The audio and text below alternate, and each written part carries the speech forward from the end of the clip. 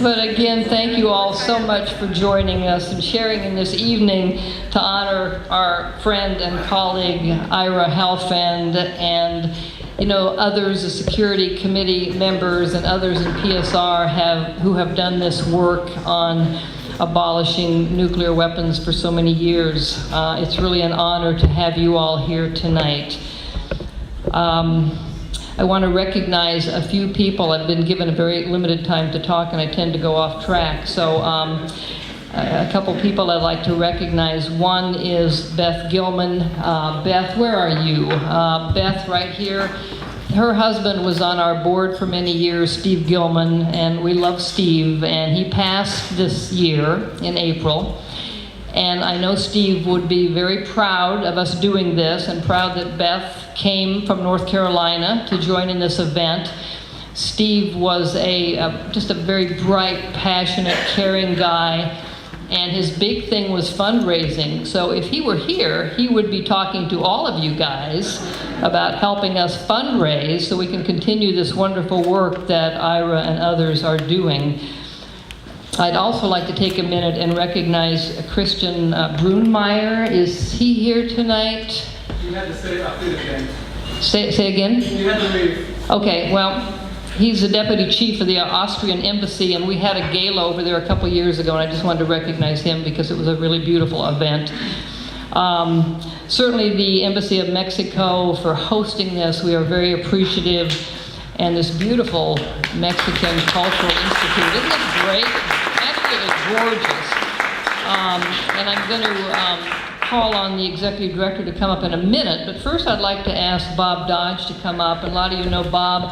He's been involved with nuclear weapons work for many years, and he's going to talk a little about the Mexicans' involvement with nuclear weapons. Okay. Thank you.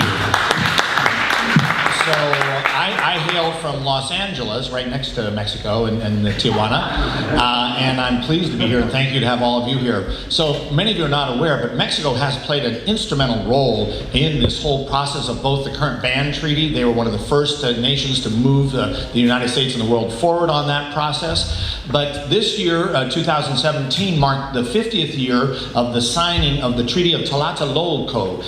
The Treaty of Tlatelolco is a treaty developing a nuclear weapons-free zone, and they actually wrote that in Mexico and subsequently had all 33 nations between Mexico, South America, Latin America, the Caribbean, all the way to Antarctica sign, some 33 nations, creating the largest nuclear weapons-free zone on the planet. That was 50 years ago on Valentine's Day.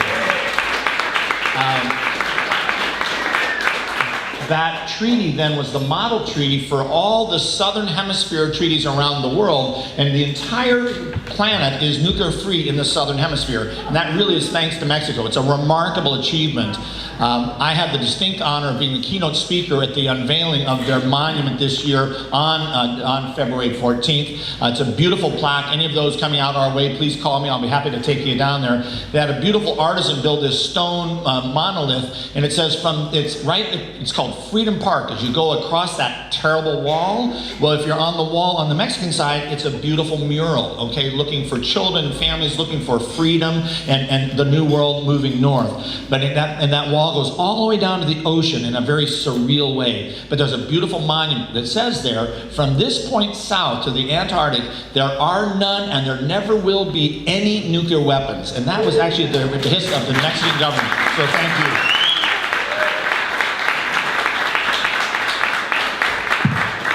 Thanks, Bob. That's terrific. I'd like to introduce the executive director of this institute. Is he here now? Does anyone? Oh, I'm sorry. Okay. Alberto Fierro is the executive director of this beautiful facility, and thank you so much for hosting us tonight. And if you could say a few words to the audience and maybe comment about the altar.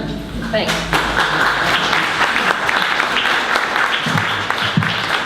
Good evening, everyone. Bienvenidos a Mexico. You're in Mexican territory right now. Thank you for your very kind words. It's true, Tlatelolco's treaty has been very, very important, and we continue working on that internationally, and it's one of the big pieces. We got the Nobel Prize precisely because of that.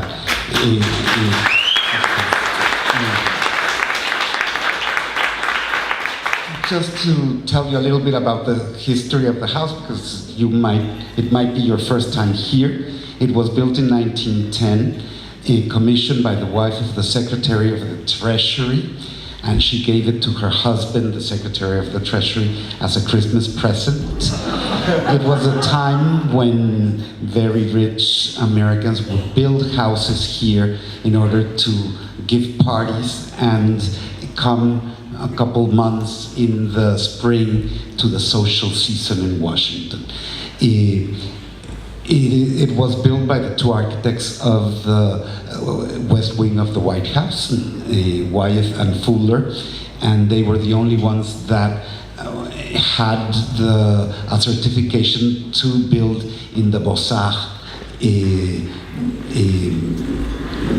architectural style. So you will see a lot of very eclectic elements of British, Italian, French architecture. Mrs. McVie passed away in 1917. This was used by the State Department as a special house to receive international guests. The Prince of England was here and the Prince of Belgium. And in 1921, it was bought by the government of Mexico to be the embassy and the residence of Mexico. In 1921, Álvaro Obregón was the first president after the revolution, and when he was recognized by the US, he wanted to make a big statement of how important the relations with the US are for Mexico. So this housed the embassy until 1989, when we were negotiating NAFTA already, and that we still hope it will continue. So it moved to Pennsylvania Avenue, where the closest embassy to the White House. Now we don't know how good that is, but we are the closest. In 1990, it became a cultural institute, so we're the oldest international cultural center in Washington, and for all these years, we have had all types of cultural programming. We have 2 art galleries that you're welcome to visit downstairs and on the 4th floor. Right now we have an important collection of Chicano art from LA. It's the first time that we show Chicano art, but we think that it's also part of the Mexican tradition and of the 35 Mexican Americans living in the United States. So here we have all types of programming, films, theater, music, and obviously our traditions. And one of our most important traditions in Mexico is precisely the Day of the Dead. It has been part of the world's heritage, intangible heritage recognized by UNESCO. And it was a tradition in peasant villages, but then in the 1980s it became urban. And now, even international, there are many cities in the US that now celebrate the Day of the Dead. Our offering this year is dedicated to the victims of the earthquakes of September that hit Oaxaca and the surroundings of Mexico City. But we also dedicate it to other important Mexicans that died in the last year, as a former ambassador to the US, Cuevas, the very important painter. So thank you again for coming here and for choosing this house, this place for your celebration, and have a wonderful evening.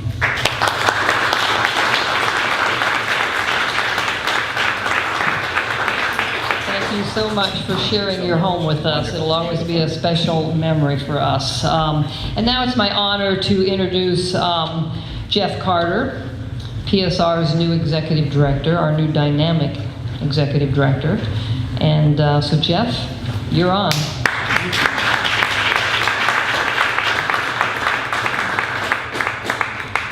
Thank you very much, Lynn. Thank you, everyone, for coming out tonight.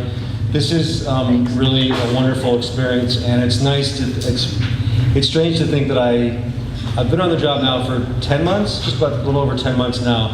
I never imagined I'd be standing here talking about nuclear ban treaty with so many incredible people. Like a year ago, that was not even something that would have been in my career. So thank you. I found in this job, I find myself saying a lot of things I never thought I would say before. Writing things like saying to people, oh, you know, I was at the UN last Tuesday. It's really interesting. And people are like, you were where? They let you into the UN? That's not safe, is it? So it's been extremely exciting to be part of this movement. I've been saying to people that sometimes I feel a little unworthy because I am new to this, to be celebrating this with people who have been working on this, people like Ira and others who have been working on this for so long. This is such a great moment, and I just kind of like step in here, you know, to celebrate. But I think any of the PSR advocates would tell you, this is not about us. This is about the entire world. It's about everyone. It's a victory for all of us around the world, even lawyers like me, to celebrate this treaty. So thank you again for being here. I want to recognize the staff of PSR. Could they stand? Some of them are already standing.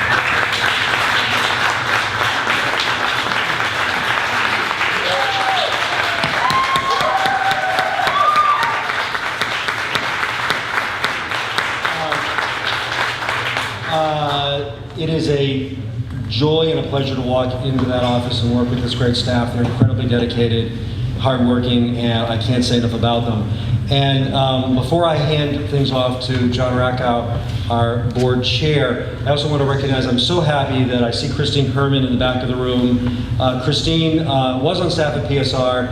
The concept of doing this and most of the work that led to holding the event here, identifying our wonderful musicians tonight, so much of that was Christine. So everyone give her a big round.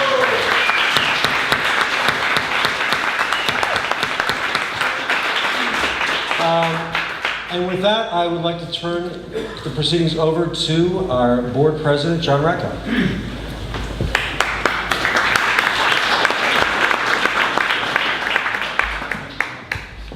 Good evening, everyone. I have a very easy job here. My instructions are not to gum up the works and slow things down.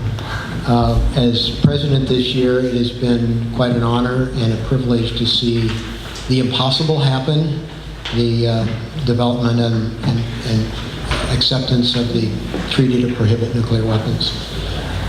And everyone here has a piece of that, and it's really the impossible. And in a way, it gives me some hope that I was born just before the first nuclear detonation, and there's now the possibility that nuclear weapons may be ended before I'm done in the end.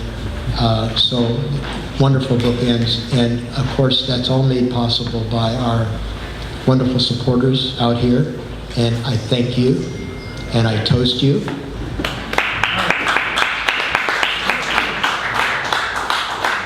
And the success of this gathering and the wonderful ambiance here. I want to thank Christine Herman also for, I've termed this is her baby, and it is here. So thank you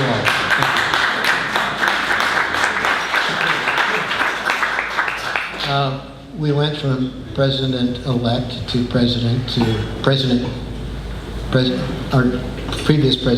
our next president-elect to me, the president, to our incoming president. I need some more medicine.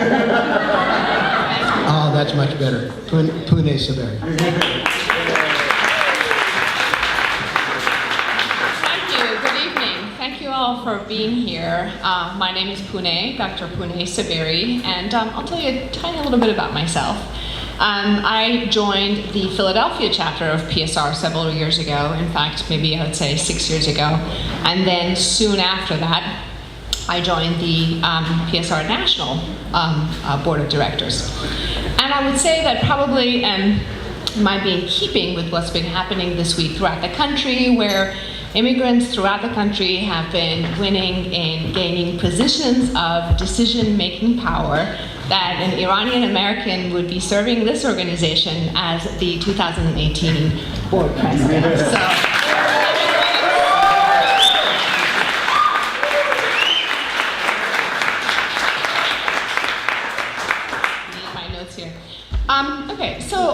the privilege of introducing the next two speakers who can't be here in person, and I will introduce them back to back, and then you'll see the videos that they've sent for us to watch. First is Senator Markey. He's a U.S. Senator, and he represents Dr. Helfand's home state of Massachusetts. I'm going to pause here and say that that's also my home state where I grew up, so I'm included. He's been a U.S. Senator since 2013, but prior to that, for many years, he served as the U.S. representative for Massachusetts' 5th Congressional District. Early in his career, Senator Markey was the leader of the National Nuclear Freeze movement and has been a congressional champion on nuclear non-proliferation and a friend to PSR throughout his congressional career. Most recently, Senator Markey and Congressman Ted Lieu introduced the Restricting First Use of Nuclear Weapons Act of 2017.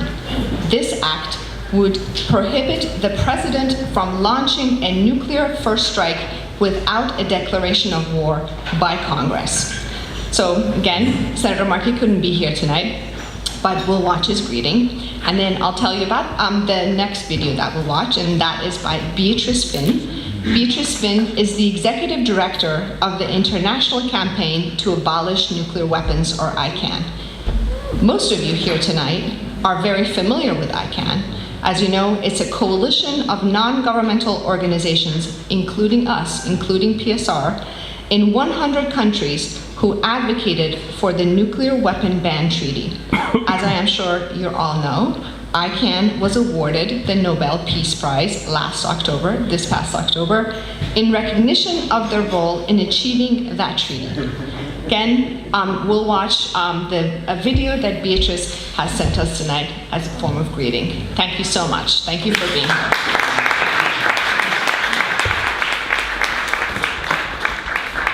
Thank you all so much for inviting me to greet the Physicians for Social Responsibility as you gather for your Visionary Leaders Gala. Since 1961, Physicians for Social Responsibility has been at the forefront of educating people about the dangers of nuclear weapons. From the days of the nuclear freeze right up until today, it has been my honor to work closely with all of you. Back when I started in Congress, it was Dr. Bernard Baum, it was Dr. Helen Kaltikoff, and through the last 40 years, Dr. Ira Helfand from the great Commonwealth of Massachusetts to secure a world that is safer and more livable for future generations. Ira, you have been a tireless advocate over the past 4 decades, and I join everyone in recognizing your incredibly important work as co-president of the International Physicians for the Prevention of Nuclear War. We need your voice now more than ever. And we need the sustained advocacy from strong leaders like the Physicians for Social Responsibility to reduce the threat of nuclear war and make the world safer and more secure. At a time when there is a plan to actually increase the nuclear weapons budget by $1.2 trillion over the next 30 years, at a time when we're starting to contemplate perhaps a war using nuclear weapons on the Korean Peninsula, we need all of you, all of your passion, all of your dedication, all of your unyielding support for peace. Now is the time, and you are the people, and I pledge my support to you because you have brought the moral leadership to this issue for generations, and we need you now more than ever. Thank you all for everything. Thank you.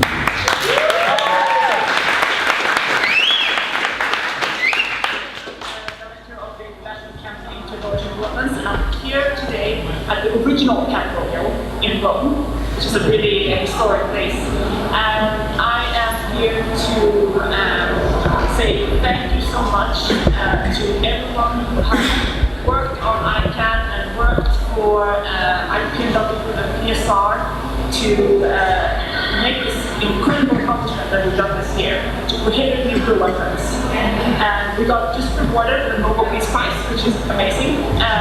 So I want to just thank everyone for really helping us reframe this issue into a humanitarian issue, talk about the consequences, the medical consequences of nuclear weapons use as a driving point for this campaign. And in particular, I want to thank Ira for his amazing contribution on as a research and scientist writing this report on nuclear famine, and a fantastic person who's given so much to ICANN.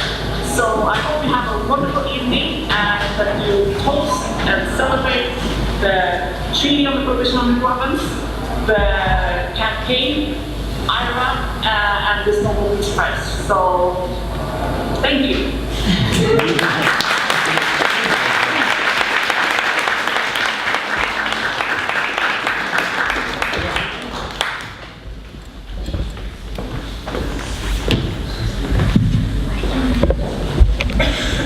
I'm Sid Alexander, and I was there at the conception.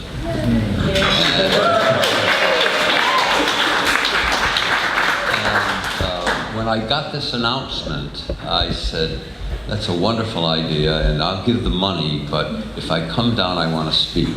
I didn't hear anything much about it, and I'm sure there were a lot of things going around in people's minds, because you never want to give an old guy a chance at the podium, because he may think it's his last time, and may go on for a little bit longer than anybody ever expected. The previous two speakers, if you will, have introduced IRA as well, if not better than I can. And I just want to relate a little bit of PSR history that leads to IRA and what he's doing now. It was a very cold day in March in 1961 when Bernard Lown took Roy Menninger from who was a resident with us at Brigham, from the Menninger family, psychiatry, took us to hear someone named Philip Noel Baker, who incidentally was the only one who has ever won a Nobel Prize and an Olympic gold medal. He won that in 1,500 meters in the 1930s or 40s. And he talked about the issues of the environment and what it was doing, what nuclear testing was doing. And he talked very persuasively, and as we left, Dr. Lown, who was one of my heroes and my mentors, said, you know, this is something we must do, because Philip Noel Baker said it is the responsibility of the physicians and scientists, particularly in a town like Boston, to tell the public what's going on. And that has been the marrow of PSR ever since. Unfortunately, when things go bad, PSR goes good. And back then, I don't need to tell this audience what was going on in the 1960s. And PSR, in a variety of ways, had a tremendous influence on what happened in the 1960s and the banning of above-ground testing and almost the banning of nuclear testing completely. And when things settled down and the Cold War became a little warmer, PSR kind of settled down. And Lown was quiet until the 1970s and then started International Physicians. And Helen Caldecott, who was the person who really was responsible for the rebirth of PSR in about 1978, and is, I think, responsible for IRA's beginning work then. Certainly she recruited me again, and I was fortunate enough to serve as president for the next few years after Helen left. She was a tremendous person who had problems giving up the reins. And for a long time, the two most important physicians' organizations, PSR and IPPNW, were at loggerheads. And for 3 years, it was my job to make the two organizations at least work a little bit together. It didn't always work that way, but again, things settled down and it went on. And now the world is threatened again. and PSR is rising. And one of the things we physicians must do is re-alert the world as to what can happen if a nuclear weapon is detonated.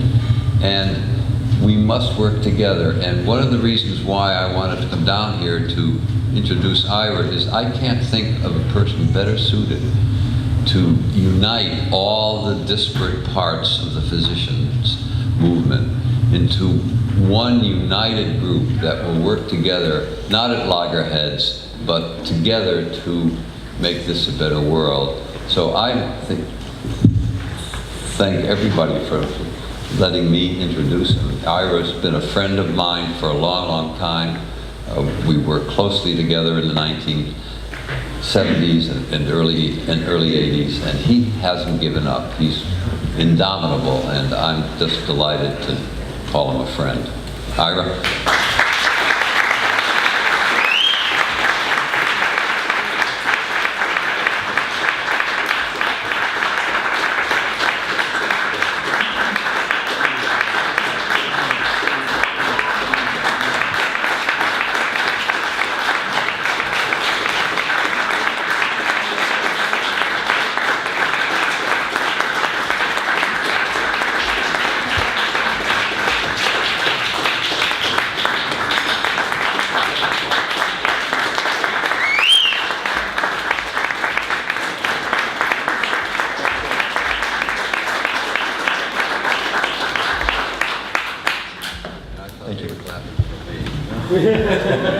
This is the award. I just saw it for the first time. Speaking to the mic, sir. PSR. Microphone. Oh, I'm sorry. PSR, Physicians for Social Responsibility, the celebration of visionary leaders, Ira Helfand, in appreciation of 40 years of service to prevent nuclear war and abolish nuclear weapons. November 9th, 2017, Washington, D.C.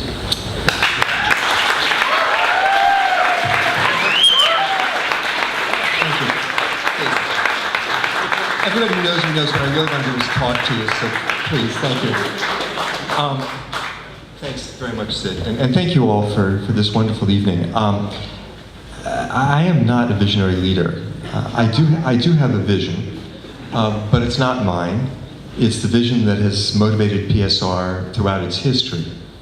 And it is a vision of a world free of nuclear weapons, and a belief that the way we will get to a world free of nuclear weapons is by teaching the people of the world what will happen if nuclear weapons are used, how likely it is that they will be used if they're not gotten rid of, and teaching them also that there is a way to get rid of them, that this is not the future that we need to leave to our children, but that in fact we can abolish these weapons.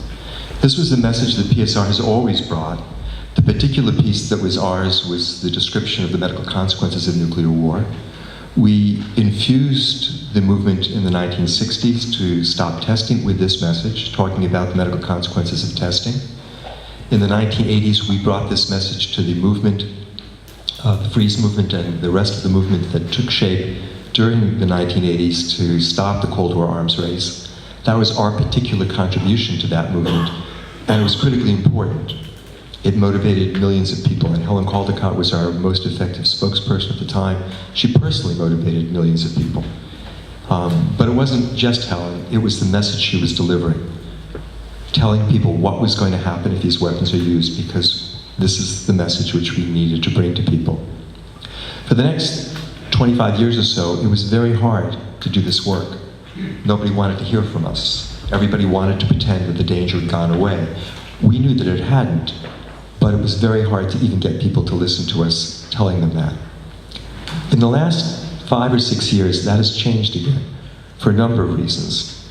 Some due to our efforts, the new literature that we have created about limited nuclear war, showing people that it doesn't have to be an all-out fight between the US and Russia, but that even a very limited war that might take place between smaller nuclear powers, showing that that kind of conflict could destroy modern civilization, had an enormously important impact.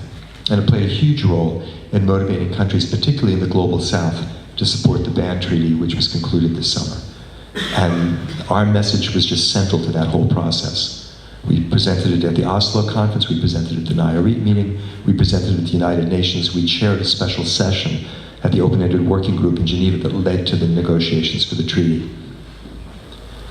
But there were other things that took place that also helped to get people's attention, which were not so positive and were not our doing. And they related to the very serious decline in the international situation, the increase in tensions that is leading us to the most dangerous moment that we have experienced since the early 1980s.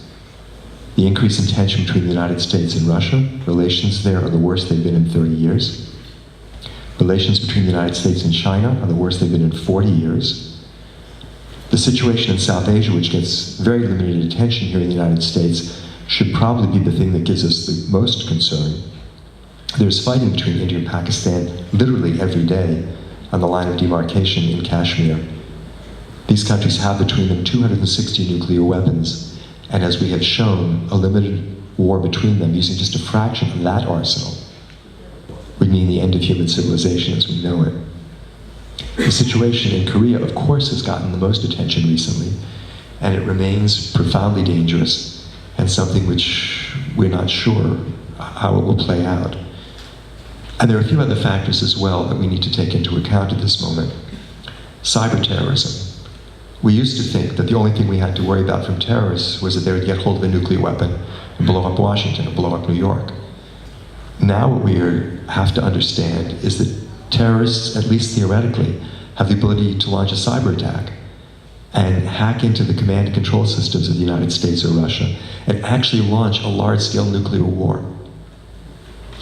We have to be concerned about climate change.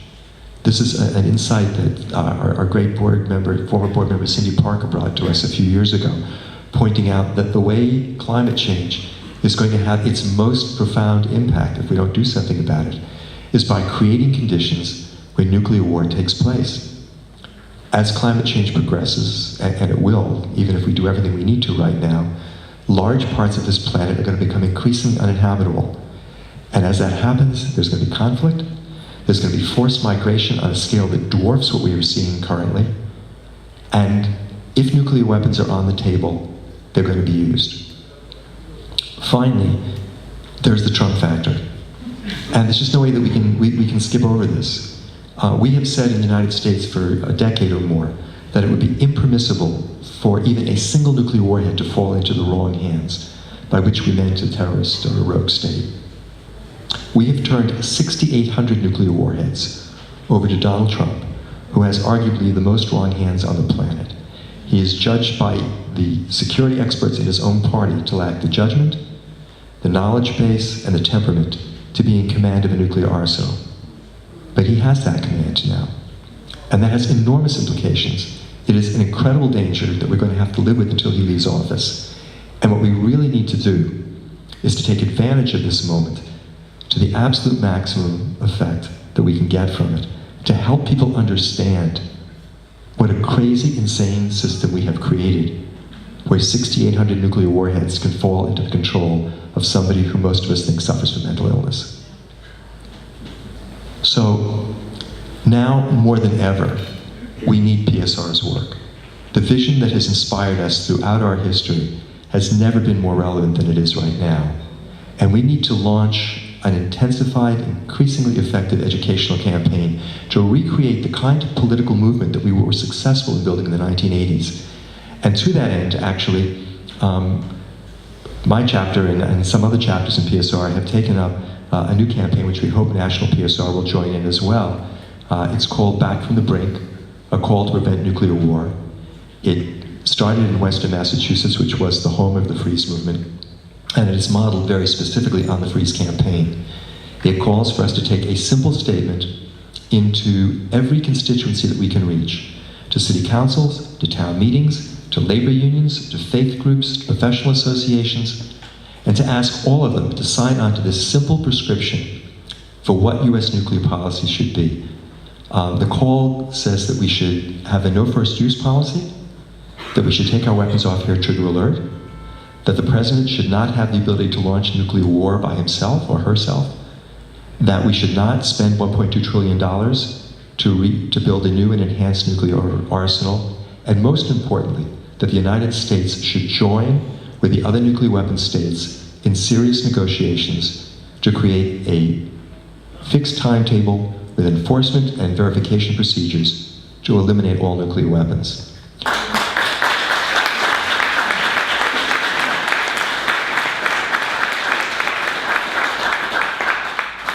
I don't know if that campaign will be successful, even if the United States takes it up. We could, as a country, reach out to the rest of the world and say, we want to get rid of our nuclear weapons and we want you to join us in doing this, and they may say no. But we have to try. And so far, as a country, we have not. Despite some of the rhetoric of the last administration, there was no serious effort to get rid of nuclear weapons. And that has to change. And we in PSR have to play a key role in bringing about that change. And we as individuals have to support this organization, because PSR can't do this without the resources it needs. When I talk to people, I often point out one of the most frustrating facts that I know, which is that the PSR budget for working on nuclear weapons is approximately 1/4 the budget of the animal shelter in my hometown. With that budget, we have brought about the treaty to ban nuclear weapons that was voted on this summer. We've played a critical role in that. And we're functioning with a budget less than the cat shelter in Northampton, Massachusetts.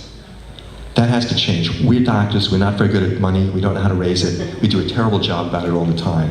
We have to change that. We have to figure out how to raise the resources that we need so that Martin and the rest of the staff can hire more staff, so that it's not just Martin and Ilana, but we have a bunch of people working on this, so that our chapters can have staff to work with Martin and Ilana, staff that are dedicated to working on the nuclear weapons issue.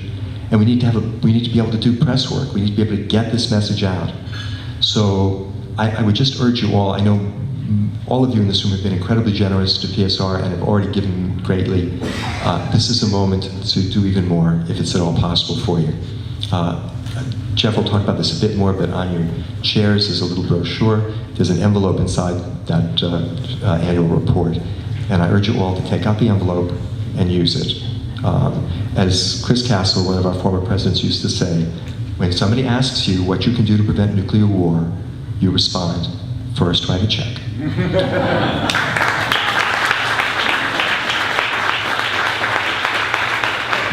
any of you still have champagne in your glasses, I would like to offer a toast to a world where climate change has been stopped, to a world where nuclear weapons have been eliminated, to PSR.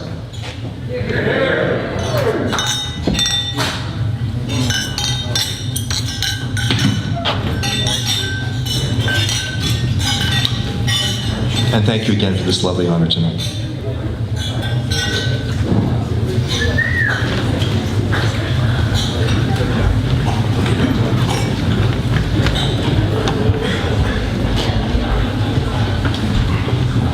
Well, cheers again, everyone. I didn't finish mine, so I'm just...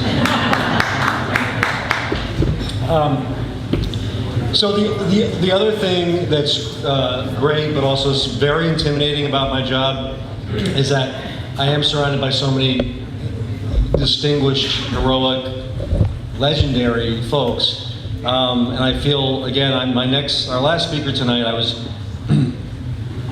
was reading over his biography, and I was really a very impressive gentleman, and I'm really glad he's here to speak with us tonight. And that man is Ambassador Roman Makaya Hayes, who's the Costa Rican ambassador to the United States. I was reading through your bio, Ambassador, and you have, I don't have time to go through all of his degrees.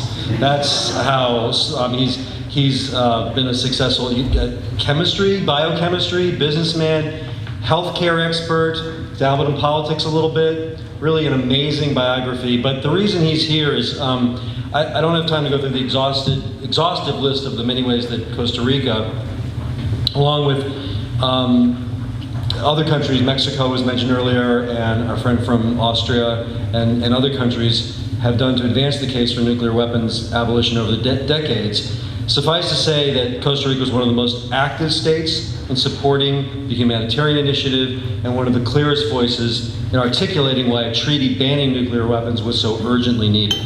So it's very fitting that Costa Rica's ambassador to the United States is here to speak with us tonight, and I'd like to welcome him to the podium.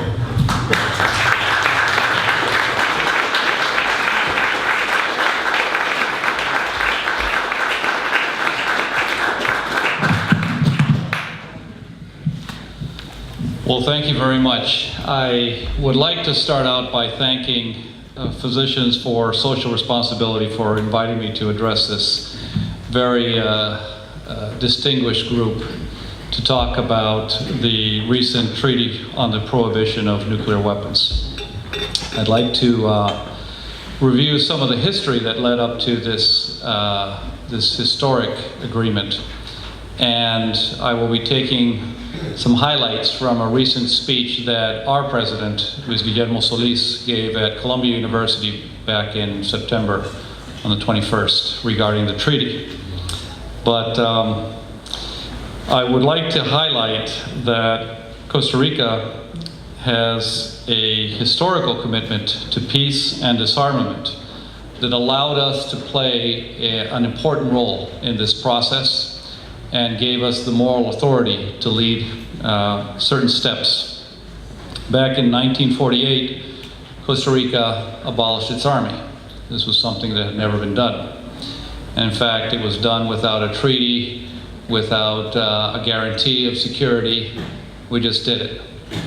And decided from then on that our first line of defense was going to be international law. And since then, our Army has been composed of teachers and students, and our first line of defense is diplomacy and law.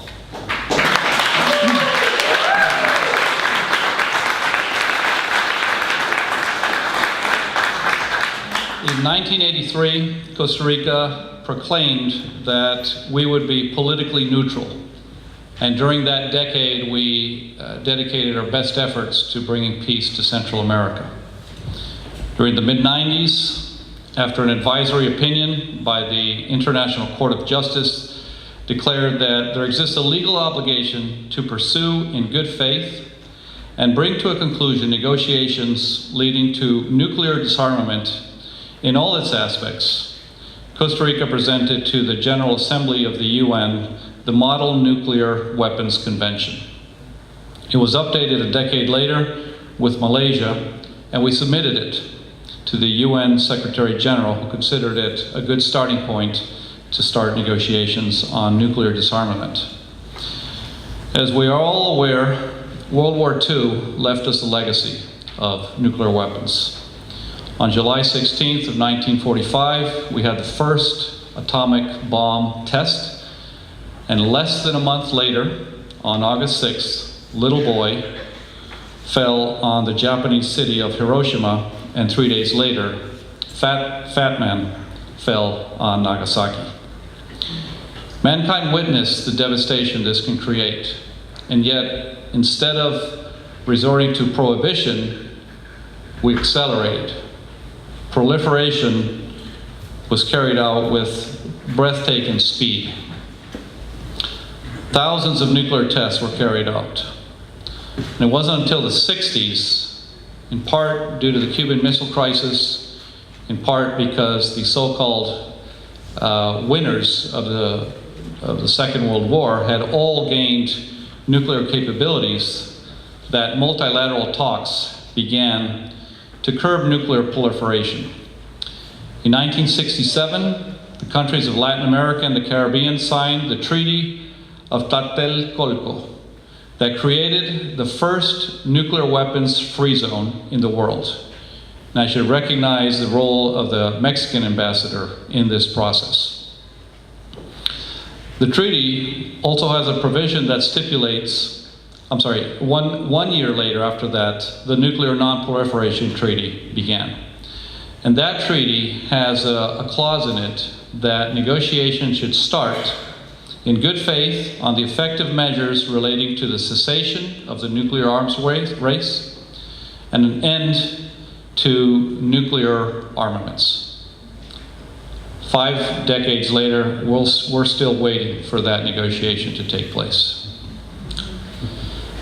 The years between 2010 and 2017 saw a shift in the approach to nuclear weapons, from the security aspects to the humanitarian consequences. In 2012, the process for the next review conference of the Non-Proliferation Treaty began in Vienna, and a group of 16 countries, including Costa Rica, issued a joint statement that also addressed the humanitarian consequences.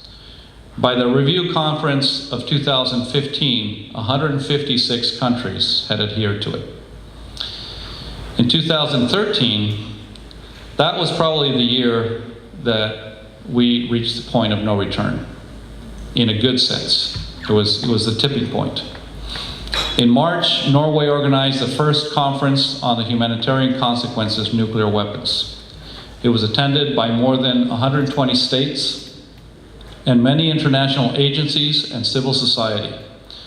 During the conference, experts provided evidence that demonstrated that it was impossible for a single state to cope with the socioeconomic, agricultural, sanitary, and ecological consequences of a nuclear weapon explosion. That same year, the first open-ended working group to take forward nuclear disarmament negotiations met in Geneva under the chairmanship of Ambassador Manuel Dengo, permanent representative of Costa Rica to the UN in Geneva. That working group produced a final report by consensus. In 2014, the next year, we saw the development of the second and third conferences on the humanitarian consequences of nuclear weapons in Mexico and Austria.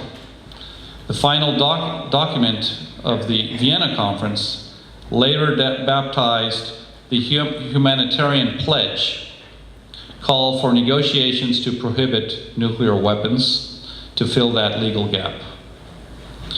In 2015, after an inconclusive review conference of the NPT, a group of countries decided to request the General Assembly to convey a second version of the open-ended working group to meet in Geneva during 2016 with the mandate to address concrete effective legal measures and legal provisions and norms that would need to be concluded on nuclear disarmament.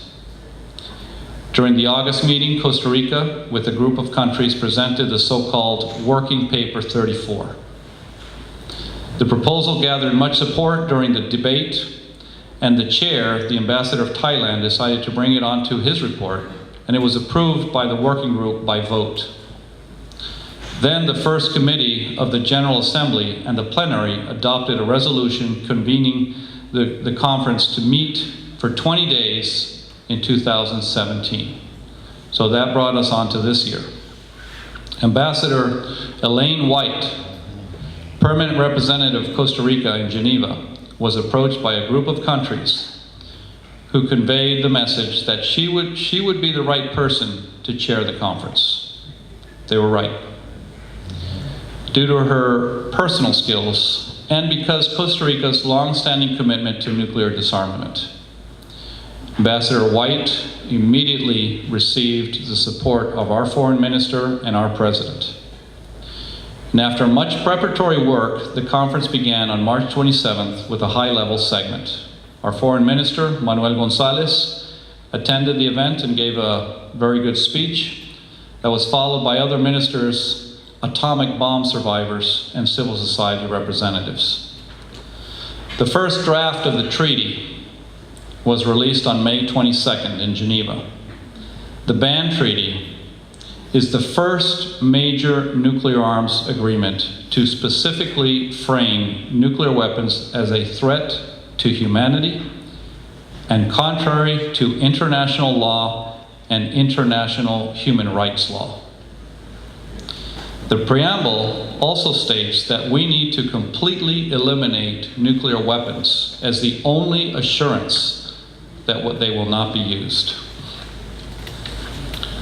The treaty's main goal is to unambiguously prohibit nuclear weapons, placing them in the same class as chemical and biological weapons.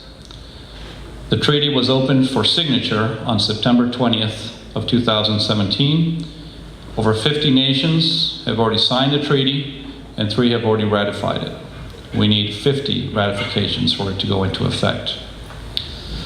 But when it does come into effect, it will be the first time in history that nuclear weapons are prohibited by an international legal instrument. It will follow the footsteps of chemical and biological weapons. Those weapons of mass destruction were first prohibited and later destroyed. Some of their possessors were the last ones to join their respective conventions, probably due to international pressure. There is no doubt that the ban treaty will also have a persuasive effect. You might ask yourselves, what is the usefulness of the treaty if none of the states that possess nuclear weapons had participated in the negotiations? The nuclear ban treaty is just the first step, but a very important one. From now on, 122 states and civil society will work tirelessly for the implementation of the treaty. The nuclear ban treaty gives authoritative legal backing to the stigmatization of nuclear weapons, and as such, it provides countries and civil society opponents of nuclear weapons a powerful instrument to alter the opinion in the nuclear weapons states. The ban treaty offers a two-step approach. First, the stigmatization of the use and threat of the use of nuclear weapons, and then a negotiated process seeking nuclear disarmament. With the nuclear ban treaty, democracy has arrived to disarmament politics and the disarmament agenda. This is the most significant development in global nuclear politics since the end of the Cold War.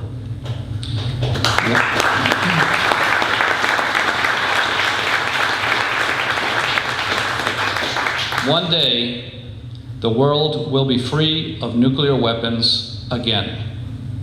And that should be the commitment of our generation. Thank you.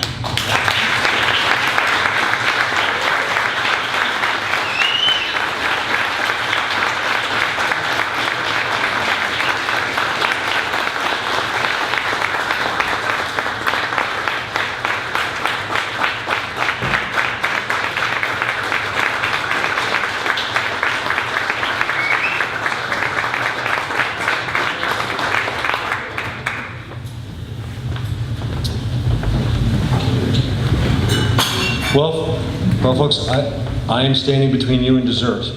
But I would like to close tonight by thanking, let's have one more round of applause for our speakers tonight. They're all fantastic.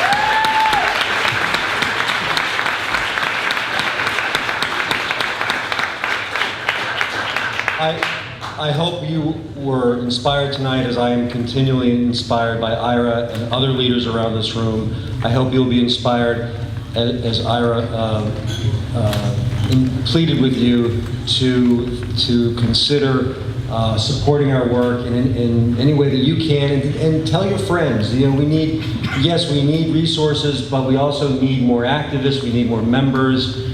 For those of you who are, maybe this is your first PSR event, I hope you enjoyed it. I hope you found it inspiring and you learned something. Tell your friends. And we hope to see you again at another event soon. Final group of people I want to thank our great catering staff. Musicians were fantastic. Thanks to them.